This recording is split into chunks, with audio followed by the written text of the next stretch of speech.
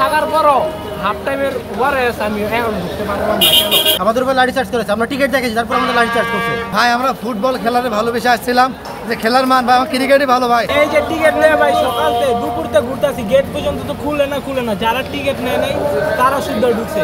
আমরা গেটের পর্যন্ত খালি ঢুকতে দেয় না, মানুষ যাওয়ার চেষ্টা করে, মানুষ আক্রমণ করতেছে, লাঠি দিয়ে আঘাত করতেছে।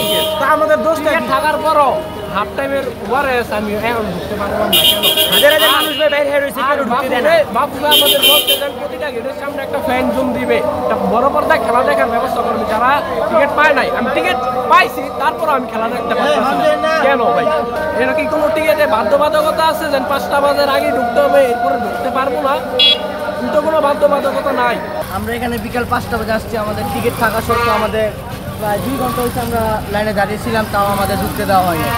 আমাদের বারবার বলতেছে 10 জন করে লোক ঢোকানো হবে, কিন্তু তাও ঢোকানো হয়নি। আমাদের উপর লাঠি চার্জ করেছে, আমরা টিকিট দেখেছি, তারপর আমাদের লাঠি চার্জ করছে। আপনারা কি লাইনে দাঁড়িয়েছিলেন না এমনিতে?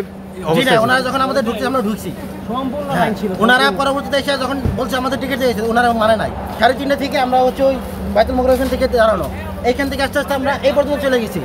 তারপরে এসে ওরা হঠাৎ করে টিকিট বন্ধ করেছে, বাজে 4:40, এখনো 20 মিনিট বাকি ছিল। তাহলে কেন আমরা পাবো না?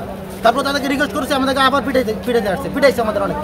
দীর্ঘদিন পর আমাদের ফুটবল নিয়ে হচ্ছে যে বাংলাদেশের মানুষের একটা আস্থা এবং বিশ্বাসের জায়গা তৈরি হয়েছে। বিশেষ করে হচ্ছে যে আমাদের বাংলাদেশের বংশোদ্ভূত যে সকল বিদেশি প্লেয়াররা রয়েছে, তারা আশাই হচ্ছে যে আমরা সেই ধরনের প্রত্যাশা দেখতে পাচ্ছি এবং খেলায়ও কিন্তু সেই ধরনের চাপ রয়েছে যে আমাদের হচ্ছে যে পূর্বের ম্যাচগুলোর তুলনায় এই ম্যাচগুলোতে হচ্ছে যে আমরা যে কোনো প্রতিপক্ষের সাথে একটা ফাইট দিতে পারি। তো আমরা আসলে এই ধরনের ম্যাচ দেখতে চাই। জয় পরাজয় এটা খেলা শেষে যে কোনো দল হচ্ছে জয়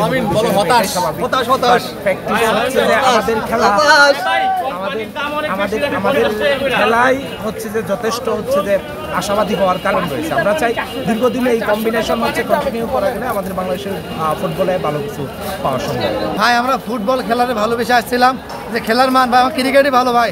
লর্ড শান্তই ভালো খেলা করে, এর থেকে বাজে খেলা হয় না। ক্রিকেট বেস্ট ভাই, ক্রিকেট বেস্ট ভাই।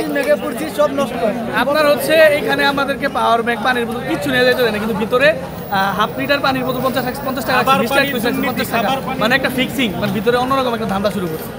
বান্ডেল থাকলে প্রতি সেনমানিতে টাকা বাঁচবে। বিকাশ সেনমানি বান্ডেল কিনে জিতুন প্রতি লেনদেনে। শুরু হয়েছে Standard Chartered Channel i Agro অ্যাওয়ার্ডের 10ম আয়োজনের মনোনয়ন গ্রহণ। এবার নতুন ক্যাটাগরি বছরের সেরা ছাদ কৃষক সহ মোট 13টি ক্যাটাগরিতে পুরস্কার প্রদান করা হবে। মনোনয়ন গ্রহণ চলবে আগামী 15 জুলাই 2025 তারিখ পর্যন্ত।